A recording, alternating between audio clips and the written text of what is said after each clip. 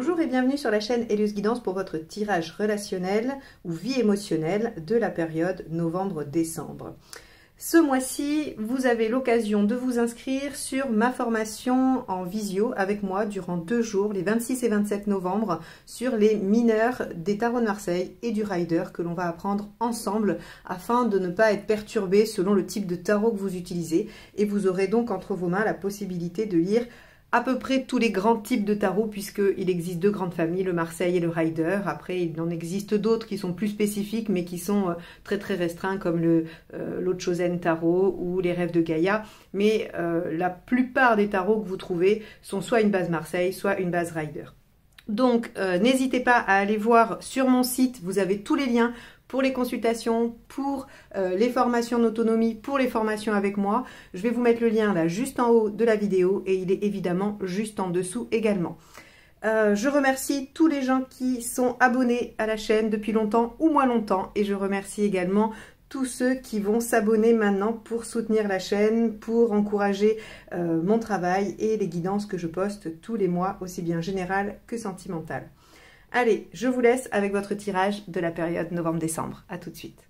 Les scorpions, on va démarrer avec votre tirage relationnel et on ira voir ensuite le tirage vie émotionnelle qui vous concernera, vous et uniquement vous, et là où vous en êtes dans votre vie affective. Alors, les scorpions, on va voir quelle est la carte qui va dominer cette période. Il faut savoir que vous avez le nœud nord dans votre signe en ce moment, hein, depuis déjà un petit moment. Donc, ça vous demande d'aller puiser un peu au fond de vous, d'aller chercher ce que vous voulez vraiment, de vous challenger, hein, voilà, de sortir un petit peu de votre zone de confort. On va voir si ça ressort aussi dans la vie sentimentale. Alors évidemment, ça va dépendre pour chacun de vous dans quelle maison ça se situe. Hein. Les applications vont être dans tel ou tel domaine selon la maison impactée, mais déjà, on sait qu'avec le nœud nord en scorpion, il faut aller un petit peu au fond de soi-même.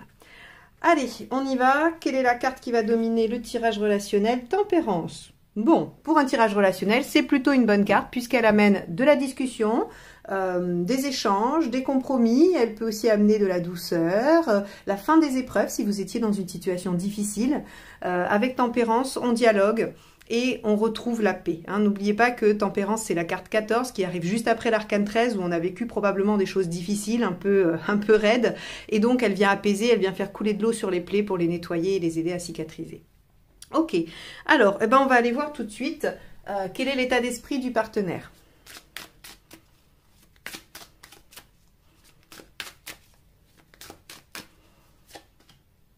Oh, super!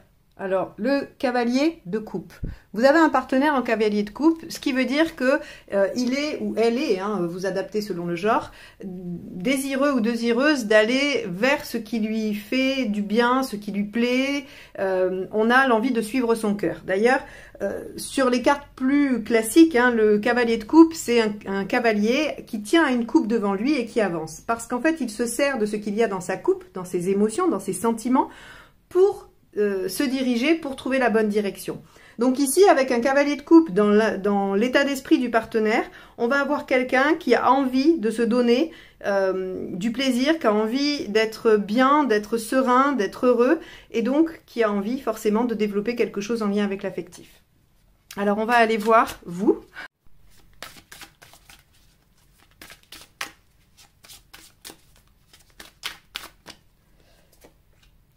Le 7 de bâton. Le 7 de bâton est un peu plus sur ses gardes parce que avec lui, vous êtes en position de défense de votre territoire, de ce qui vous concerne, de ce qui vous entoure. Peu importe ce que c'est, hein, c'est peut-être votre espace, c'est peut-être votre vie professionnelle, c'est peut-être, je ne sais pas, votre famille, vos amis. En tout cas, il y a quelque chose que vous défendez, quelque chose dans lequel vous ne voulez pas qu'on rentre et vous êtes en position de défense.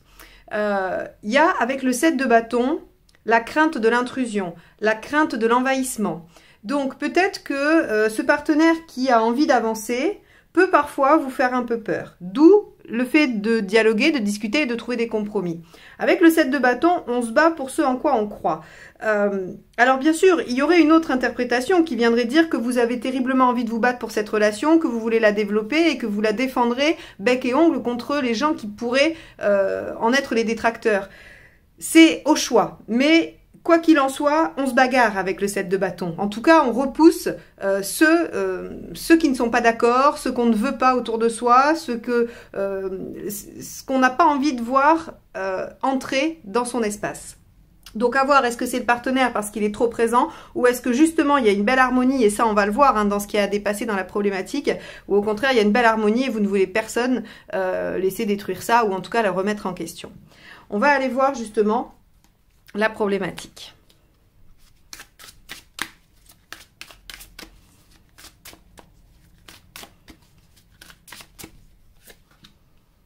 « 10 de bâton. Le 10 de bâton, c'est quand on a fait beaucoup d'efforts pour obtenir quelque chose et qu'enfin, on a cette opportunité-là. Puisque le 10, c'est j'arrive au bout, je dépose mon fardeau et j'ouvre une nouvelle page de vie. Donc, j'aurais plutôt tendance à dire que même s'il peut y avoir un arrière-fond de méfiance, voilà, ou peut-être justement, comme ça a été si dur avant, vous peinez à y croire, vous avez du mal et donc vous y allez petit à petit, on pourrait avoir ça. Mais je crois surtout que vous avez envie de défendre cette relation parce que ça fait un moment que vous galérez, si je peux dire, ou que vous êtes en difficulté par rapport à ça. Alors, soit par rapport au partenaire, soit par rapport à votre vie émotionnelle en général. Ok, on va aller voir ce qui vous aide.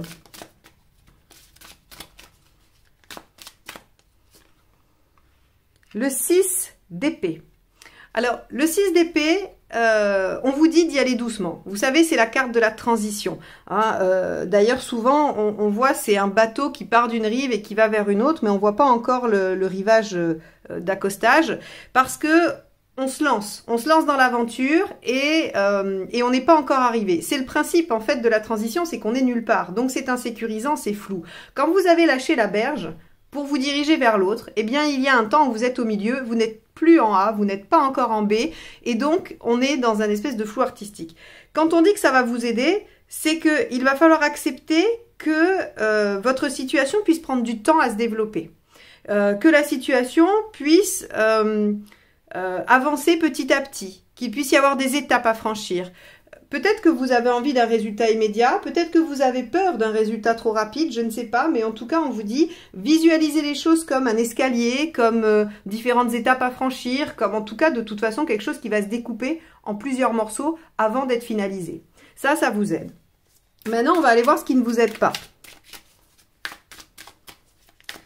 Parce que forcément, il y a quelque chose qui ne vous aide pas. Allez, on y va. Ok, bah oui, l'impatience. Vous voyez, la roue, quand elle est, on va dire, dans ses défauts, hein, quand on va la chercher dans ce qui n'est pas du tout ses compétences, c'est l'impatience. Parce qu'effectivement, c'est la vitesse, c'est le fait que les choses doivent aller vite, doivent aller de l'avant tout de suite, que les choses doivent s'enchaîner. Donc, on vous dit, l'impatience ne sert à rien. Donc, on va en revenir quand même un petit peu à ce que je disais, parce que j'hésitais entre le fait que vous soyez proactif pour défendre cette relation, ou alors plutôt sur la défensive.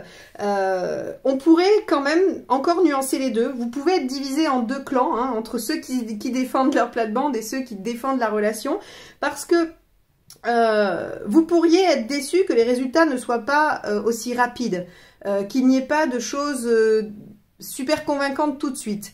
Donc, vous pourriez être dans cette impatience, et donc méfiant ou méfiante, et vous pourriez aussi, si vous êtes dans l'autre cas de figure, celui ou celle qui défend la relation coûte que coûte et bec et ongle, vous pourriez être un peu contrarié que autour de vous les choses ne soient pas acceptées plus vite. Vous voyez, et vous pourriez souffrir, oui, d'une impatience. Quoi qu'il en soit, c'est vraiment le mot-clé de cette carte à cet endroit-là. Donc, il y a quelque chose qui, pour vous, ne va pas assez vite. Et ça vous aide pas. Il faut accepter d'être dans la transition, que les choses se construisent petit à petit.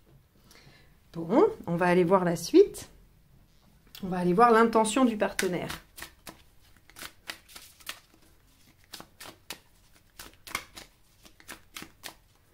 Alors, l'intention du partenaire, 8 d'épée. Alors, le partenaire avec son 8 d'épée, il a des difficultés probablement à se faire confiance, à être vraiment alors en pleine possession de ses moyens dans la relation, hein, je parle évidemment que de la relation, parce que le 8 d'épée, c'est vraiment cette problématique de ne pas réussir à voir les sorties de secours, on va dire. Vous êtes face à une problématique et vos croyances qui vous limitent vous font penser que vous n'avez pas la solution ou que vous ne trouverez pas la solution. Donc on a un partenaire qui parfois se sent un peu démuni ou se sent un peu en manque de confiance et en manque de solution par rapport aux problématiques que vous pouvez présenter. Ici, hein, on se rappelle qu'on avait un 10 de bateau en problématique qui nous dit que il y a des choses quand même à dépasser, des choses qui sont peut-être un peu lourdes, un peu laborieuses. Est-ce que dans la relation, il y a des choses qui vous semblent lourdes? Si c'est le cas, lorsque vous l'exprimez à votre partenaire qui semble assez positif et enthousiaste, on va dire, eh bien, ça provoque chez lui du manque de confiance. Et peut-être la croyance que ça ne sera pas possible pour lui ou pour elle de dépasser ces problématiques. On va aller voir votre intention à vous.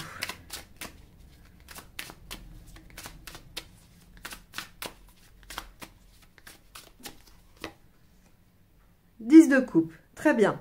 Bon, bah c'est pas mal. Mais du coup, il va falloir vous mettre d'accord. Je pense que vous êtes en conflit intérieur. Il y a deux aspects chez vous, hein. Il y a la peur peut-être de ressouffrir.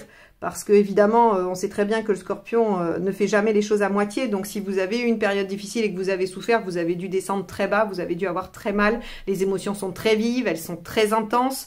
Donc on a ici, je pense, la peur de souffrir à nouveau. Donc on a une position un peu méfiante ou en tout cas assez tranchée sur la situation. Même si vous défendez la relation, il y a au fond de vous quelque chose qui vous fait un petit peu freiner. Et ce 10 de coupe, il nous dit que vous avez quand même envie d'accéder à l'épanouissement, au bonheur, à la joie d'être à deux. Donc, votre objectif, votre finalité, elle est positive et elle est en lien avec l'état d'esprit du partenaire. Après, je pense qu'il y a des peurs qui ressortent et qui viennent créer un petit peu de l'insécurité et du manque de confiance chez le partenaire. Donc, connaissant ça ou sachant ça, ça sera intéressant de bien dialoguer, tel que Tempérance ici l'exprime, pour que le partenaire ne perde pas confiance, qu'il reste sur sa lancée et que vous puissiez, vous, laisser tomber vos défenses et accéder au 10 de coupe. Bon, on va aller voir le résultat quand même.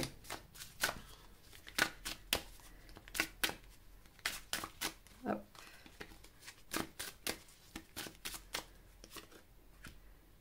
Le 4 d'épée. D'accord.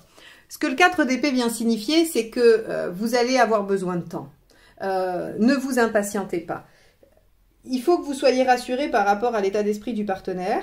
Il faut que vous soyez conscient de ses limites et de ses faiblesses, ou en tout cas de ses doutes, à lui ou à elle.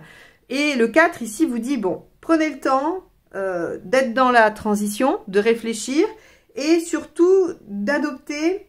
Alors, j'aime pas le mot parce qu'en relation, c'est pas très efficace, mais adopter une stratégie pour ne pas reproduire ce que vous avez peut-être déjà vécu, ce que vous avez déjà subi. Là, en fait, on est vraiment dans si je veux gagner la prochaine bataille, c'est-à-dire si je veux accéder à mon 10 de coupe et être heureux ou heureuse, il va falloir que je fasse différemment, que je n'utilise pas la même façon de faire, la même méthode ou la même stratégie. Quoi qu'il en soit, c'est quand même assez mentalisé et assez pensé. Vous n'êtes pas en capacité de vous laisser complètement porter par votre cœur, les scorpions, sur ce mois-ci, sur cette période. Et je pense que c'est à cause de ce 10 de bâton, je vous l'ai dit, hein, on a un fardeau, on a quelque chose de lourd qu'on dépose pour ouvrir une nouvelle page. Donc, il y a probablement quelque chose qui démarre, mais qui est encore empreint de ce que vous avez vécu avant et qui souffre de votre, on va dire, de votre méfiance ou de votre prudence par rapport à ce que vous avez vécu avant. Ok, on va aller regarder les 3 conseils, ils vont être intéressants je pense. En tout cas, ils vont être intéressants à suivre pour vous parce que je pense que c'est pas si simple que ça. D'ailleurs, on voit bien ici, je vous parle de dialogue, mais il y a aussi du compromis. Donc, comment je fais le compromis entre mes peurs, mes craintes et mon envie, finalement. Allez, premier conseil. Hop, j'ai pris le jeu à l'envers, pardon, je l'avais posé. 9 de coupe. Bon, bah, pensez à votre idéal. Pensez à ce que vous voulez mettre en œuvre. Le 9 de coupe, c'est vraiment ce qu'on rêve.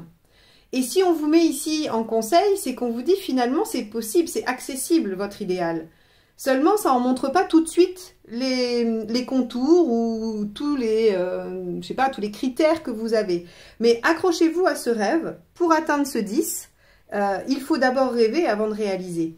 Et le 9 ici vient vous dire, accrochez-vous. Vous avez raison de défendre votre territoire également, ou en tout cas ce à quoi vous tenez, parce que de toute façon, cet idéal, il est possible à toucher du doigt, en tout cas sur cette relation. C'est quand même super chouette ça. On va aller voir le deuxième conseil. Eh oui, le cavalier d'épée. Le cavalier d'épée, lui, il vous dit que vous pouvez mettre votre intelligence et toute votre capacité d'analyse à la résolution de tous les obstacles qui vont se poser sur votre route. Et donc, on en vient exactement avec ce 4 d'épée ici, c'est-à-dire que si vous prenez le temps de réfléchir à la situation, de réfléchir à ce qui vous pose problème finalement, à ce qui vous entrave dans cette relation, ce qui fait que vous êtes comme ça en conflit intérieur, eh bien, vous allez pouvoir déjouer ces pièges-là et accéder à la réalisation, à la victoire, puisque le cavalier d'épée est toujours victorieux, toujours. Et enfin, le dernier conseil,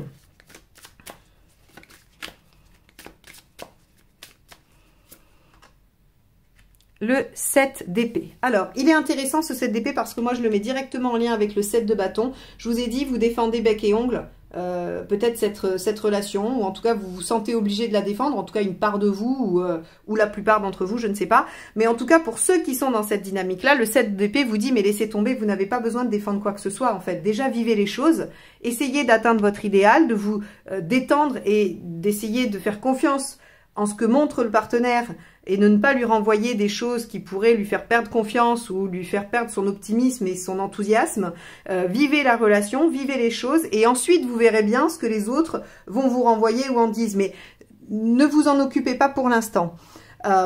Si on n'est pas sur ce mode-là de je défends bec et ongle la relation par rapport à l'extérieur, le 7 d'épée vous donne quand même ce conseil de vivre les choses tranquillement, cachées, rien que pour vous, de ne pas forcément aller en discuter avec vos amis. Vous voyez, ici, tempérance, c'est dans la relation. Vous pouvez discuter dans la relation, vous pouvez échanger, trouver des compromis avec vous-même. Par contre, le 7 d'épée, ce qu'il nous dit, c'est qu'il n'est pas question d'aller discuter avec son entourage, de savoir ce qu'il en pense. Parce que vous n'êtes pas assez sécure intérieurement pour vous laisser influencer par ce que vous disent les gens autour. Donc, gardez cette histoire pour vous, cette relation pour vous, les problématiques de cette relation pour vous, échangez avec le partenaire, essayez de vous apaiser et de trouver en vous votre idéal pour vous y accrocher et tendre vers ça. Et a priori, hein, le tirage a l'air d'aller dans ce sens-là, les choses vont aller dans l'harmonie, vont s'harmoniser, puisque vous avez quand même le cavalier de coupe du partenaire et votre 10 de coupe qui devrait trouver le cavalier d'épée et la victoire. Donc, l'harmonie est au bout du couloir. Bon, eh bien écoutez les scorpions, ce tirage est très intéressant. J'espère en tout cas qu'il vous aura aidé à saisir ce qui se joue pour vous dans une relation actuelle. Je rappelle que ça peut être une relation amicale, amoureuse ou de toute façon de tout ordre affectif. Donc j'espère que vous avez pu puiser quelques conseils, quelques petites bribes en tout cas de réflexion qui vont vous aider dans votre cheminement.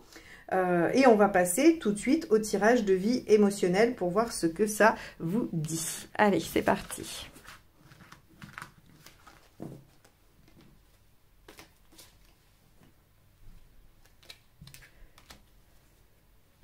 Hop, alors, je vais le mettre à l'envers, hein, ça sera mieux pour choisir au hasard. Allez, donc ça, ce sont les arcanes majeures du tarot de l'amour. Et on va voir ce que ça nous dit pour vous, Scorpions, sur la période novembre et décembre.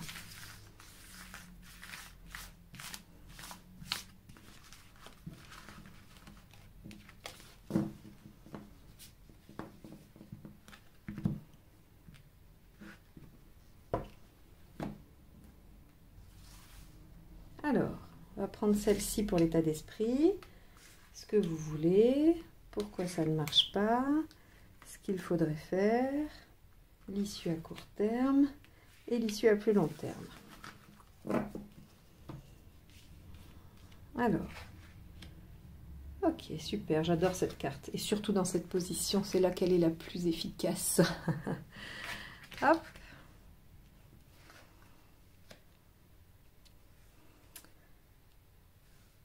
Ok, alors, hop, on va faire comme ça pour ne pas perdre les repères habituels du tirage.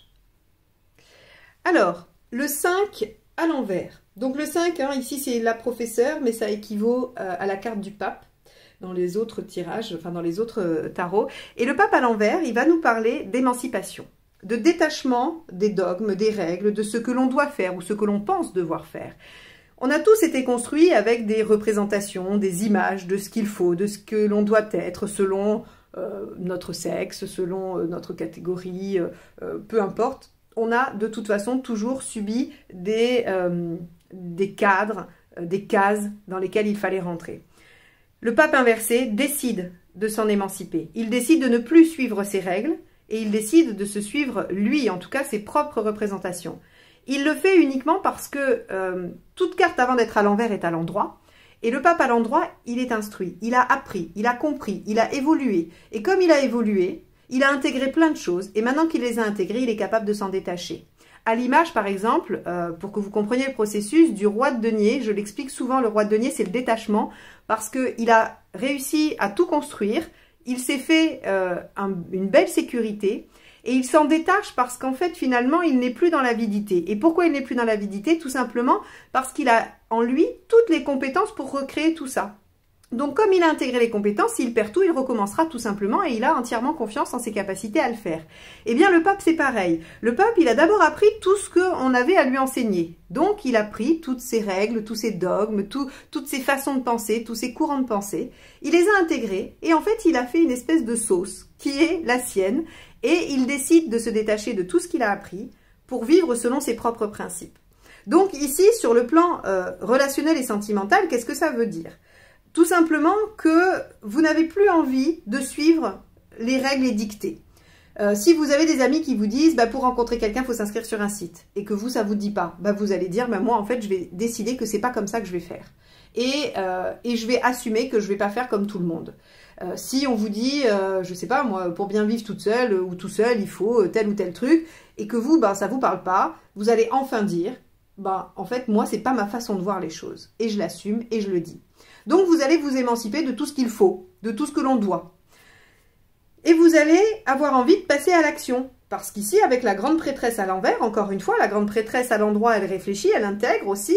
Et puis, quand elle passe à l'envers, elle met en acte ce qu'elle a appris. Elle concrétise, elle a lu les modes d'emploi, la papesse. Et une fois qu'elle se retourne, elle les utilise. Donc, elle utilise des outils. Donc, vous vous détachez des normes et des cadres et vous passez à l'action, vous avez envie de vous mettre en mouvement par rapport à votre vie émotionnelle. Donc, deux grandes catégories, soit vous cherchez à rencontrer quelqu'un parce que vous êtes célibataire et que vous ne voulez plus l'être, soit vous êtes célibataire, vous ne cherchez pas à rencontrer, vous êtes bien seul, mais vous avez envie de guérir de certaines blessures, d'améliorer votre capacité relationnelle, en attendant peut-être autre chose. Quoi qu'il en soit, vous allez passer à l'action. Pourquoi ça ne marche pas? 17, l'étoile. Parce que dans votre passage à l'action, il y a une trop grande attente par rapport à l'univers. Vous vous dites, si je décide de m'émanciper et que je me mets en mouvement, par exemple, je ne sais pas, que je sors ou que je sais pas trop quoi, peu importe l'action que vous menez, que je contacte un thérapeute ou encore je ne sais quoi, l'univers va m'apporter, va mettre sur ma route ce dont j'ai besoin. Or, c'est pas tout à fait le cas. C'est pas tout à fait le cas parce que ici, quand l'étoile se présente dans pourquoi ça marche pas, c'est que vous ne pouvez pas compter que sur les synchronicités et l'univers qui va faire en sorte que vous y arrivez. Il va falloir y mettre un tout petit peu plus du vôtre. Ça ne veut pas dire que vous ne l'avez pas déjà fait. Ça ne veut pas dire que vous ne le faites pas déjà beaucoup. Encore une fois, c'est une photo sur cette période-là. Et peut-être que vous auriez envie un petit peu que l'univers vous aide parce que ça fait longtemps que vous êtes en train d'y travailler, que ça fait longtemps que vous faites des efforts. Alors ce tirage, il vous dit, c'est pas encore tout à fait tout de suite que l'univers vous apporte tout sur un plateau, même si parfois il sait le faire. C'est pas encore aujourd'hui, c'est pas cette période-là. Il va falloir encore que vous fassiez des efforts pour améliorer votre vie émotionnelle en tout cas. Alors, on vous dit comment faire. Par contre, on vous donne quelques indices. Ici, avec l'ermite, on vous dit la clé est dans le passé. La clé est dans ce que vous allez pouvoir regarder du passé. Alors, c'est vrai que c'est toutes les théories, on va dire, psychanalytiques qui vont analyser le passé, voire même la petite enfance, pour dire, oui, c'est parce que vous avez eu des parents comme ceci, comme cela, ou vous avez vécu tel événement, donc ça a créé chez vous telle ou telle blessure. Avec l'ermite, on a quand même un côté un tout petit peu plus pratico-pratique, j'ai envie de dire, qui nous dit, c'est pas d'aller comprendre pourquoi, c'est d'aller regarder ce qu'on a fait, comment on l'a fait et pourquoi ça n'a pas marché. Donc c'est pas tout à fait psychanalytique, l'ermite quand même, on va être plus avec la lune sur la psychanalyse. L'ermite, il vous dit, non, en fait, c'est par exemple, je sais pas, moi, vous avez voulu courir un marathon, c'est un exemple pratique, mais qui n'a rien à voir, mais c'est pour illustrer. Vous avez voulu courir un marathon, vous l'avez fait, vous vous rendez compte que, je sais pas, moi, au 20e kilomètre, vous étiez complètement séché, vous avez dû vous arrêter, vous n'avez pas fait votre marathon. Et en fait, la lune, elle va vous dire, mais peut-être que parce que quand vous étiez petit, que vous aviez 5 ans, vos parents ne vous ont pas encouragé, vous ont dit que vous étiez nul en sport et donc ça a provoqué chez vous un manque de confiance et un déficit de l'estime de soi. Ça, c'est la lune qui vous dit ça. L'ermite, il vous dit, bah en fait, non. L'ermite, c'est comment je me suis entraînée, combien de fois, qu'est-ce que j'ai fait, c'était quoi mes stats, c'était quoi et qu'est-ce qui a raté pour que je puisse régler ça et trouver une autre manière. Donc vous voyez ici que ce qu'on vous conseille, c'est l'ermite, c'est-à-dire de regarder là où ça n'a pas fonctionné et là où ça a fonctionné aussi, parce que là où ça a fonctionné se trouvent des ressources. Et là où ça n'a pas fonctionné, se trouvent des obstacles. Et à vous, en fait, de vous faire... Alors, pour ceux qui sont les plus cartésiens et les plus carrés, vous pouvez vous faire un petit tableau et des colonnes et vous dire, bah voilà, ça a très bien marché, ça, je sais le faire, ça, je sais pas faire. Ça, quand je le fais, bah ça rate à chaque fois. Ou ça, bah une fois, ça a marché, une fois, ça n'a pas marché. C'était quoi la différence? Vous voyez, en fait, l'ermite, il est dans... Je recherche dans le passé, dans mes expériences, pour en tirer une leçon. Donc, c'est ce qu'on vous conseille de faire. Parce que si vous restez dans juste le truc de dire « je vais mettre en action et les choses vont s'engager », parce que souvent, c'est ce qu'on peut penser, si on se met en mouvement, ça crée un mouvement général et hop, les choses peuvent s'enchaîner. C'est pas le moment pour vous. Ça va pas se faire comme ça pour vous, les scorpions, pas sur cette période. On vous dit il va falloir vraiment aller ausculter votre passé et vos expériences. Évidemment, à court terme, on vous dit les choses n'avancent pas vite, la roue inversée. On a quelque chose de l'inertie qui vous entrave et qui n'est pas dépendant de vous. Donc, je pense que c'est aussi pour ça qu'on vous propose de faire l'ermite pendant ce temps-là, ou en tout cas de pratiquer la philosophie de l'ermite, parce que de toute façon, il n'y a rien d'autre à faire. C'est pas le moment. C'est pas le moment. Par contre, regardez tout de suite après ce qu'il y a. Donc, ça veut dire fin de période, vers le mois de décembre, on a le 15. Le 15, c'est le diable. Et le diable, qu'est-ce qu'il fait? Il est en pleine possession de ses moyens.